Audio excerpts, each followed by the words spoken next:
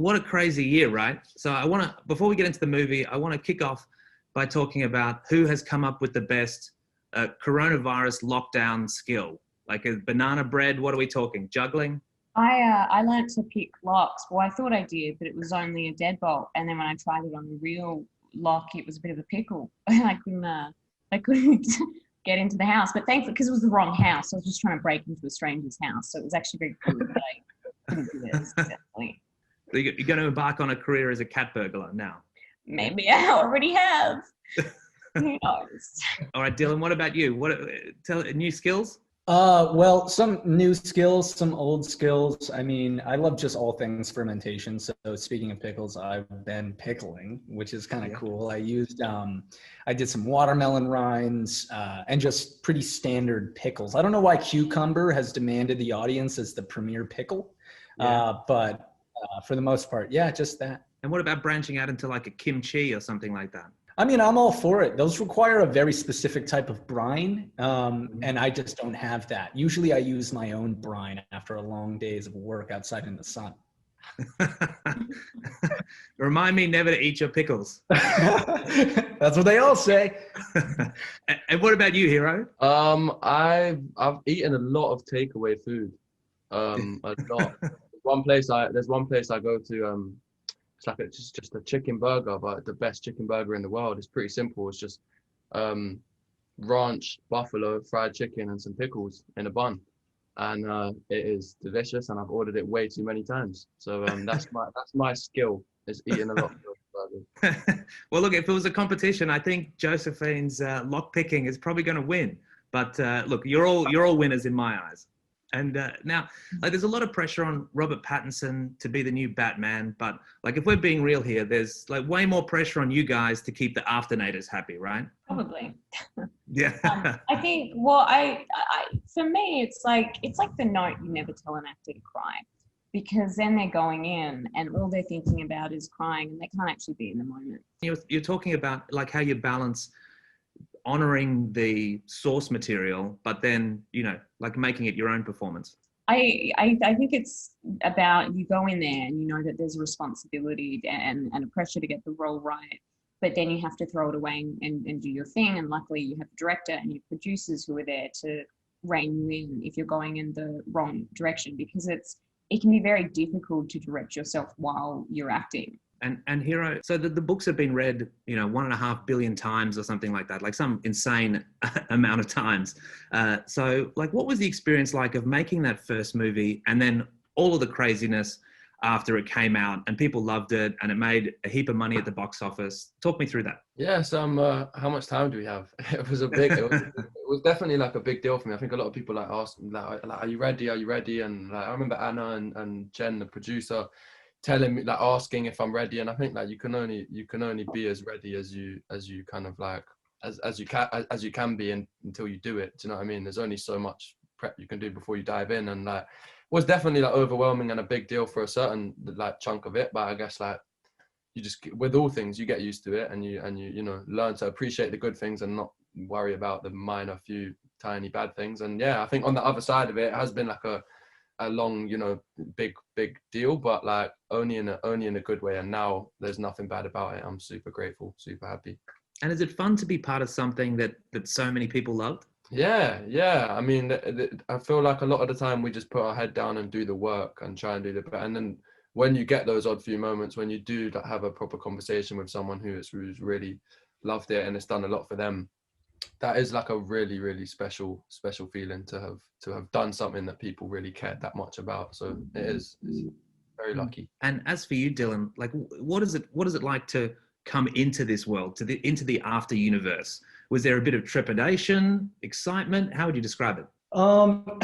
No trepidation, really. The excitement more so, I feel.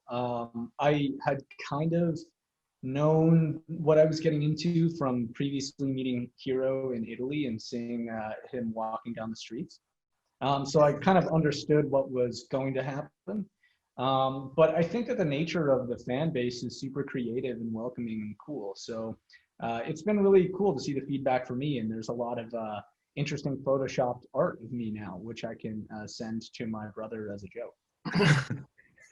Is there an average afternator? Is there something typical about all of these fans, or are they all different? Or what is your sense of this fan base? I think everyone is obviously different, and like obviously you can never say but I think if there is something like Dylan mentioned earlier, how like across the board with that kind of, the fan art and stuff, they tend to all be super creative. And I think because of where the story originated from, being on Wattpad and kind of like, slowly growing into itself, I think a lot of fans are kind of been given, quite rightly, the inspiration to believe that they can start from just a simple idea that they just do for fun, and it can blow up. I know, like I've heard from speaking to fans, a lot of them have made great like friends. They've been friends with best friends just simply from DMing each other to talk about after. So I think the creativity and the hub, the fact it brings so many people together, that kind of community vibe is consistent for all the after fans. And great in a year like this, right, where everybody's separated and isolated. Yeah. And exactly. If you can bring people together from the interwebs, not breaking the 2 meter rule or 1 meter or 6 foot or whatever it is for you guys. Yeah, it's weirdly perfect. And I hear that the Afternators tracked you guys down during the production in Atlanta. They were following you around. Is that right? Oh, they'll find a way. They're probably listening to this right now. They are. It's insane. They're everywhere, and they're so passionate that they are everywhere. Where did we leave Tessa after the first film, and what can we expect from her in this sequel? Well, at the end of the first film, she's just been through her first real experience with love and heartbreak, and we see her at the start of the second film in a very different point in life. She's now trying to move on. She's got an internship at Vance Publishing, and they're sort of drawn to one another, Tessa and Harden, like magnets. And this film's really about them and their relationship, whereas the first film was more about them finding one another. Mm. And by the looks of it, it's a complicated relationship. It is. It's complicated and it's messy, and there's many, many issues, and that's sort of part of what the story is about. It's about working out those issues and seeing if they can work them out. And Tessa in the first movie is also, she's learning a lot about herself as well. Does that journey continue in the second film? Does she start to really figure out who she is and her place in the world? It does, and that's something that I loved about this role and getting to do these films was in the books. It's a very different Tessa in each book. She ends up in a completely different place at the end of the series than I think she ever would have expected to be in. And I think that happens to a lot of people in life.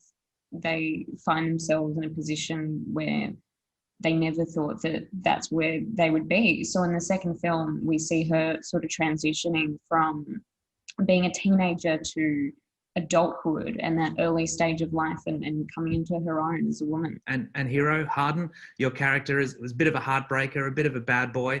Is he settled down at all in the second film? Oh, I think he tries, but it's tough to tame those bad boys, I think.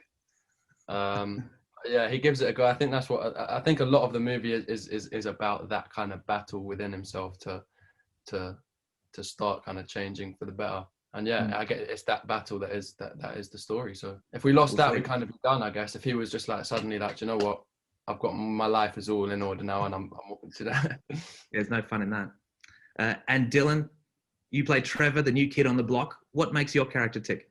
Numbers, mostly analytics, maths, things that I'm not good with in real life. No, but he's very upwardly mobile in general, and he is kind of working hard to improve himself and better himself and make his life exactly the way he wants to make it. And at one point or another, he kind of collides with Tessa, and I think he's starting to fall for her and see her in that plan of his. And he's not malicious in any way, but he definitely complicates the situation. Yeah, everyone loves a love triangle, and we've been hearing that this film is more steamy than the first film, and looking at the trailer certainly doesn't pour any cold water on that theory. Just how steamy does After We Collided get? Well, it was very steamy for us because we were shooting in Atlanta during the summer, trying to pretend it was Seattle in the winter. So quite literally, we were steaming on set. Yeah. But yeah, I think fans can expect a lot more intensity in this time